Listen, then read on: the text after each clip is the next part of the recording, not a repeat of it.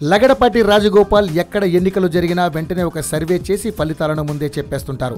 గతంలో కూడా ప్రధాన ఎన్నికలపై సర్వే నిర్వహించిన లగడపాటి కాంగ్రెస్ పార్టీ ఘోరంగా ఓడిపోతుంది, తెలుగుదేశం పార్టీ అధికారాన్ని కైవసం చేసుకుంటుందని చెప్పాడు. అంతేకాదు ఏకంగా ఎమ్మెల్యేలు ఎంపీల సీట్లపై కూడా స్పష్టమైన సంఖ్యను కూడా ఇచ్చారు. లగడపాటి సర్వేలో ఇచ్చినట్లుగానే అటు ఇటు 2-3 సీట్లు తప్ప టీడీపీ అధికారంలోకి వచ్చింది. అయితే ఆ తర్వాత లగడపాటి రాజకీయ సన్యాసం తీసుకోవడం, ఆ తర్వాత ఎక్కడ రాజకీయాల గురించి మాట్లాడకపోవడం జరిగిపోయింది.